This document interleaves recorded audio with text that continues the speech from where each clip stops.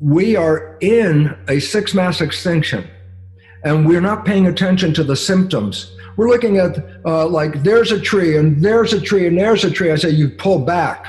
There's a whole forest there. There's a symptom. There's a symptom. I go, no, pull back. There's a bigger symptom. Human civilization is called anthropogenic, man-made extinction. Are we in it? My God, we are in it right now. I say, so what's the point? Well, you got two choices. Continue what you're doing, and the end is inevitable. And it's not 1,000 years from now. It's in many of the people watching this program are here in an evolutionary upheaval. We are in it right now. And it's not 1,000 years from now. Before the end of the century, human civilization could be wiped out as we know it. I go, wow, what can we do to stop it? I go, it's human behavior that's causing the problem. Who are we? Why are we here? How are we creating this mess? We already know it. We've undermined nature. We're polluting the air. We're polluting the water. We're polluting the soil. As if we can do these things. And the reality is, yeah, look at the consequence.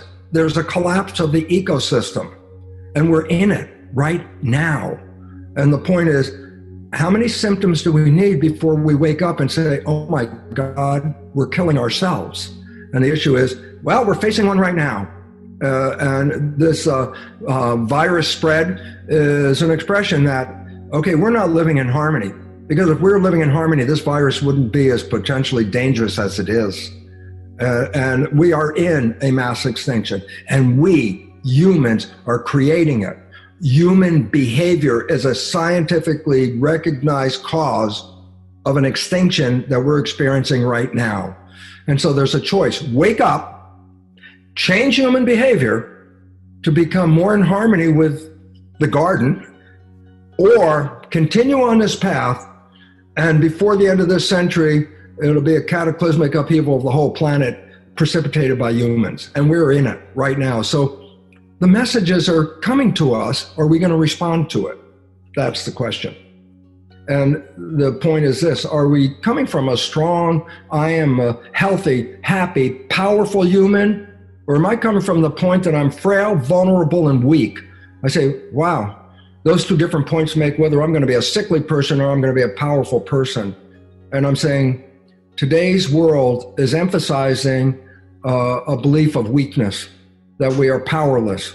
And by emphasizing that, we have lost our power. And the significance about that, and this is really critical, is community is a representation of power. When people are in community, they have power. But if you break up the community and separate all the people, no more power. And today, the population is being totally disempowered because of the so-called need for the isolation, which is important. But recognize this, in a global fear, the public has been disempowered to buy the beliefs of some few who are we give up power. If I'm the weak one, I want to give the power to the strong one. Oh my God, I can't control the virus. Let the medical people tell me about the virus. I go, who are the medical people that are telling you? Not the doctors. They're out there trying to do the best they can. It's the pharmaceutical industry, which has the biggest power. And I say that as an experienced professor in a medical school, of the influence of the pharmaceutical industry in controlling who we are and disempowering us. And I find, where are we today? The world's in a lockdown, breakup of community, taking commands from a source that I don't trust myself. And it looks like they've blown this thing way the hell out of proportion. Because, as we mentioned, this is a little more aggressive than a normal flu because it hasn't been around before. But if your immune system is in good shape, you've got no problem. But if I can weaken your immune system, you become vulnerable. I say, how do I weaken? I say, they're already doing it. Right. The media is weakening your immune system every day, and we're victims of that. I couldn't, in good conscience, go into a classroom and teach students that genes control life when it is totally false. The cells in my body are in a skin-covered petri dish. They're responding to the chemistry of the blood, which is the culture medium, which determines their fate. And then all of a sudden, the most important question, there's two, who's the chemist? Who's in the lab? I made the culture medium, but in your body, who's the chemist that puts the chemistry into that blood? The answer is the brain is the chemist. And then comes the most important question of all. What chemicals should the brain put into the blood? Because if you change the chemicals, you change the fate of the cells. So here's the answer. Whatever picture you hold in your mind, the brain translates that picture into chemistry that complements that picture and puts that chemistry in the blood, and the body responds to the picture in your mind. And I go, why is that relevant? I said, I could have a picture of health, or I could have a picture of fear. I say, well, that's different chemistry. When you're in love, the brain releases love chemistry, which is like dopamine, pleasure. That's why falling in love, oh, it's so great, it's pleasure. It also releases oxytocin, which bonds you to the source of your love. It releases another chemical, vasopressin, that makes you more attractive to your partner, so that your biology is now, advertising, I'm a healthy, happy person, vasopressin. But the big one is this. Growth hormone is released into the blood when you're in love. And I go, so why is it relevant? I say, then tell me, what is the consequence of a picture of love? I said, the chemistry of the body provides extreme health. That's why people, when they fall in love, they glow, they're so healthy, everything's like, oh my God, I love my life. I go, that's chemistry, okay? Now let's just give today's chemistry in fear. I say, well, what's the chemistry that comes out in fear? I go, oh, none of that love chemistry is coming out here. A picture of fear in my mind causes stress hormones, cortisol, things like that, and factors that shut down the immune system. They're called cytokines. And so the blood of a person in love has a different chemistry than the blood of a person in fear. And the thing that people have to understand is this is like, now comes the critical moment of what? And I say, a cell can be in growth, or a cell can be in protection, but a cell can't be in both at the same time. Growth, you move to the stimulus. Fear, you move away from the stimulus. Growth, you stay open to take it in. Fear, you close yourself down to protect it. And I go, oh my God, you can't do both of those at the same time.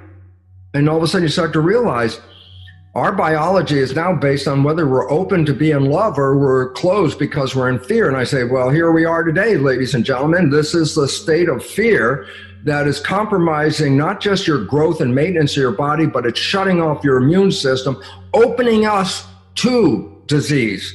Genetics means genes control the character of your life. Epigenetics is the environment controls the genes. If the genes control your life, that belief system, then by definition, we become victims of our heredity. This is a number that will blow your mind, and that is this. For every gene blueprint in your body, I can make over 3,000 different versions of the protein from the same blueprint based on the way I respond to life.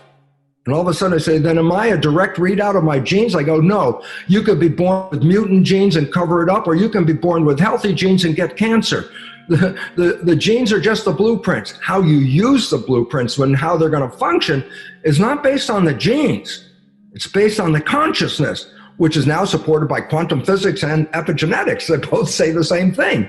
So now that we know we control our genes, and all of a sudden, instead of being victims of our heredity, by definition, we are masters of our heredity, because our consciousness can take any gene and make any kind of copy out of it, a copy that gives me health from the gene blueprint, or based on how I perceive the world and I'm not happy or I'm stressed out, I can make a protein that will take away my health. Cancer, everyone says, oh, cancer genes. Let me give you a fact. There's not one gene that causes cancer. There's no such thing as a gene that causes cancer. Genes are correlated with cancer, but they don't cause it. If you're not living in harmony, a so-called oncogene could be engaged, which will make things worse. But if you're living in harmony, there is no gene that is going to take that harmony and make cancer. We control our genetics, and that's the most important fact that people have to understand. What is a virus? I need to bring this in, then we'll come back. And I say a virus is a structure that conveys information to a recipient cell. I say, well, oh, now that's complicated. What am I talking about? So let's simplify it. I have a memory stick for a computer, and that memory stick has programs in it. And if I plug that memory stick into the computer, it will download the programs. And if the programs are virally infected, nice word, the programs will infect your operating system, and in the process, distort the function of the system. That's why, oh, we're clearing viruses out of the computer. I say, what is a virus? It's information that went into the program. So what is a virus in biology? It's a memory stick that plugs into a cell and deposits a piece of programming that will take over the programming of the cell. I go, is the virus alive? I say, it's no more alive than a memory stick for a computer. It's exactly what it is. There's no life to it. It doesn't breathe. It doesn't have metabolism. It is a capsule with a program inside, and the surface of this capsule binds to specific cells, injects the program just like a memory stick, sticks the program into the computer. Is the virus alive? No.